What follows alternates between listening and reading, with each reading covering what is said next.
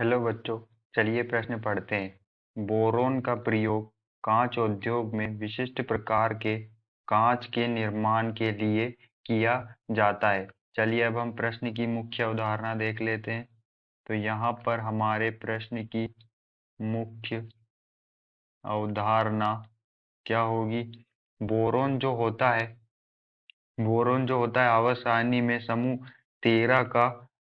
तेरह समूह 13 का तत्व होता है और बोरोन को हम बी से प्रदर्शित करते हैं। बोरोन को हम बी से प्रदर्शित करते हैं। तो जो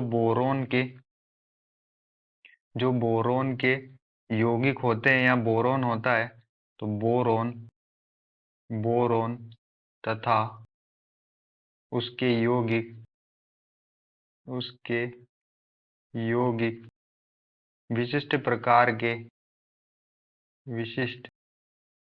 प्रकार के कांच का निर्माण करते हैं। कांच का निर्माण करते हैं।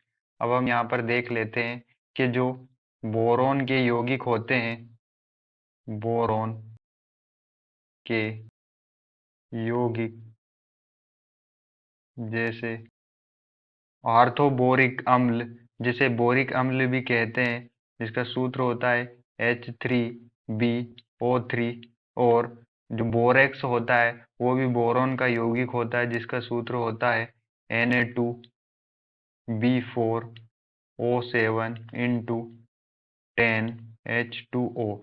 बोरेक्स में जो है 10 अणु जल के होते हैं और यहाँ पर 2 परमाणु सोडियम के होते हैं और 4 परमाणु बोरोन के होते हैं और 7 परमाणु ऑक्सीजन के होते हैं। और हमारा जो ऑर्थोबोरिक अम्ल होता है वो होता है H3BO3। तो अब इन बोरोन या बोरोन के यौगिक से बोरोन तथा बोरोन के यौगिक से विशिष्ट प्रकार के कांच का निर्माण होता है, जैसे बोरो सिलिकेट कांच, बोरो सिलिकेट कांच और बोरोसिलिकेट कांच और पायरेक्स कांच, पायरेक्स कांच।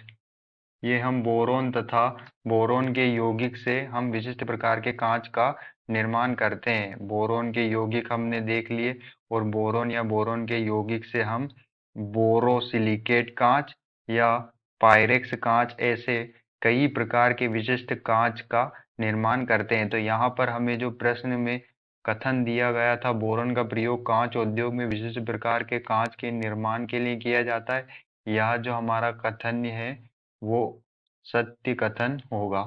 आशा करते हैं आपको समझ में आया होगा। धन्यवाद।